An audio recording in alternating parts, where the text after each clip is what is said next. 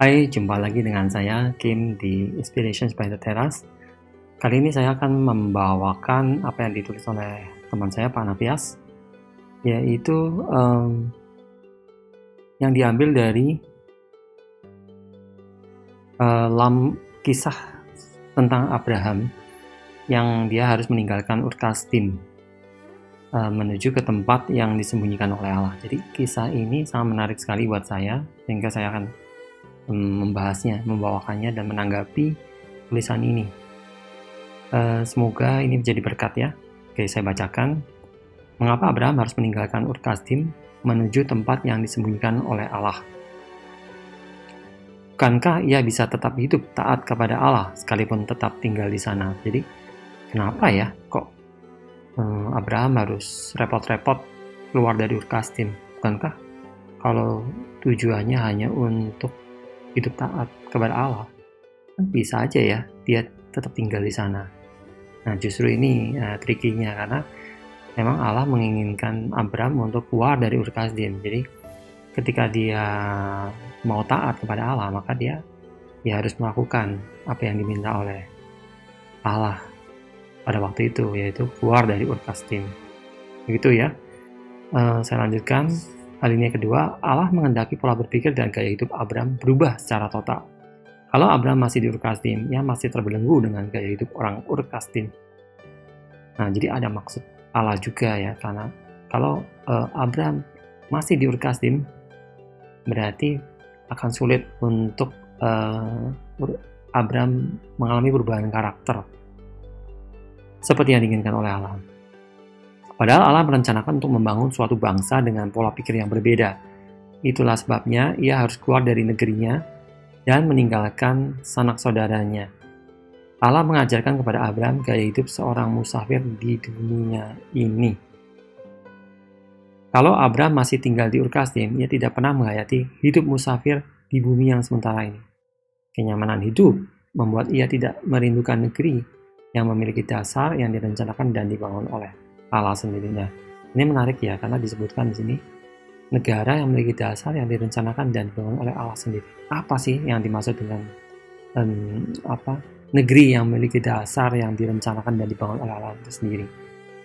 Nah, kita lanjutkan ya. Kehidupan Abraham menunjukkan pada kita bagaimana jiwa musafir itu. Anak-anak Abraham dalam iman harus memiliki musafir seperti Abraham. Oleh sebab itu, kekristenan harus dipahami sebagai perjalanan hidup sebagai musafir di bumi ini. Jadi, bolak-balik dikatakan tentang hidup sebagai musafir ya.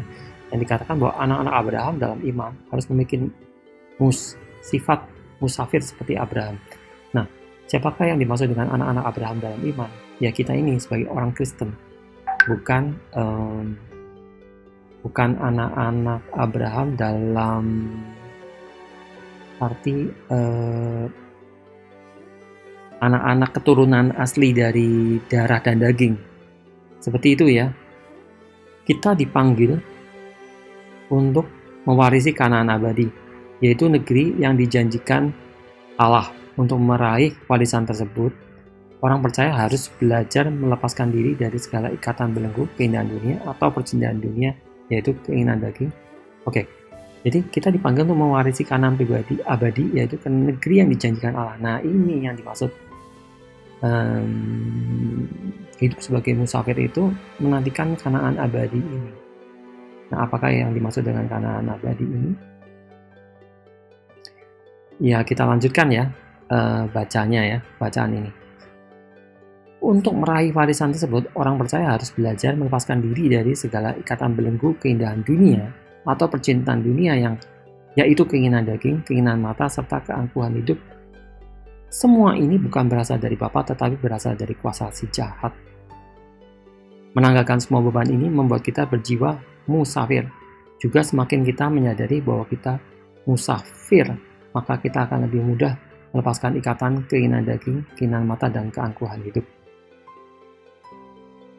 Dunia dengan segala keindahannya memang diciptakan Allah untuk manusia.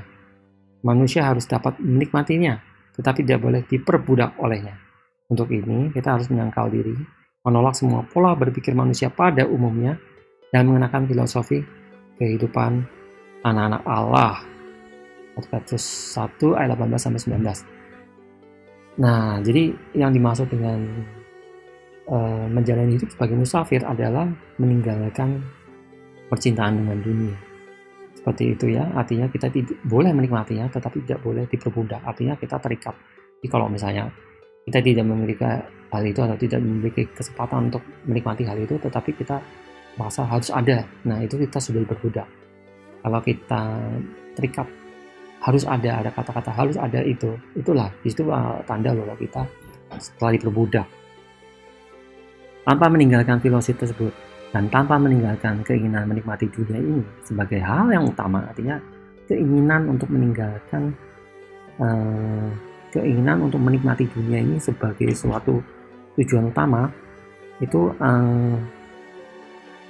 tidak boleh kita pegang terus begitu.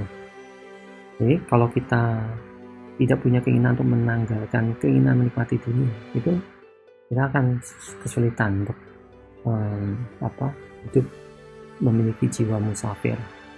Ciri dari jiwa musafir adalah merasa cukup dengan apa yang ada padanya. Jadi ya udah, yang ada apa ya udah kita nikmati dan kita merasa syukuri dengan yang ada.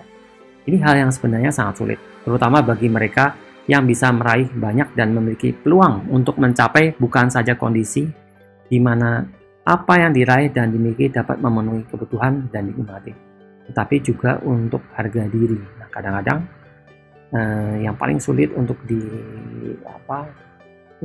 dihilangkan adalah kebutuhan untuk dihargai. Jadi harga diri itu sepertinya penting sekali ketika mungkin kita bisa menanggalkan keinginan untuk menikmati kebutuhan materi, tapi ketika kita melukai harga diri kita, itu kita terganggu banget. Nah, demikian ya apa yang ditulis oleh Pak Navyas ini, kiranya hal ini menjadi berkat buat kita semua, dan saya juga merasa terberkati. Semoga apa yang saya sampaikan di video ini bisa menjadi berkat buat teman-teman sekalian. Silahkan jangan lupa klik like, share, dan subscribe, dan jangan lupa bunyikan loncengnya, dan nantikan video-video saya selanjutnya. Bye-bye.